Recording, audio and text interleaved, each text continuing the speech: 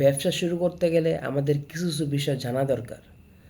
যে আপনি ব্যবসা, এক নম্বর রুলস হলো যে আপনি যেটাই বুঝেন ব্যবসায়, সেই ব্যবসাটা নিয়ে আপনি কাজ করেন, অন্যটা দেখে নয়, নিজের অভিজ্ঞতার ভিত্তির করে কাজ করেন।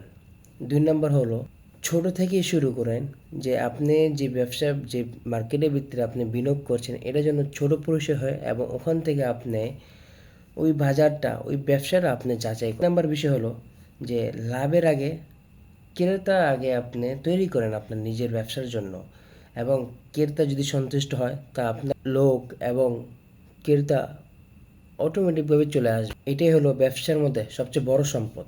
4 নম্বর বিষয় হলো যে ব্যবসায় ভিত্তিতে হিসাব রাখুন এবং লাভ লস, কোন দিকে কি হচ্ছে না হচ্ছে, এই জিনিসটা হিসাব রাখুন প্রতিনিয়ত, যেন আপনার আজকে লস হচ্ছে কিনা বা আজকে লাভ হচ্ছে কিনা, এই বিষয়টা আপনি হিসাব রাখুন।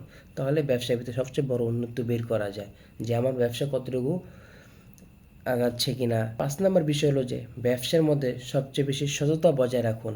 আমি যদি একটা ক্রেতাকে সততাভাবে মাল দিতে পারি, তো উনি ওই ক্রেতাই আপনার কাছে আবার রিপিট হয়ে আবার বারবার আসবে।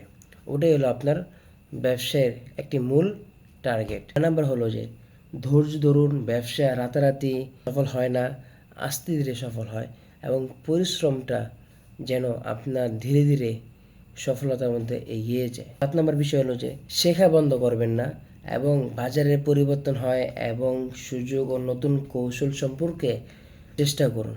রাখবেন যে ব্যবসার মূলধন সবচেয়ে বড় হলো সঠিক সিদ্ধান্ত এবং সততা এবং ধৈর্য।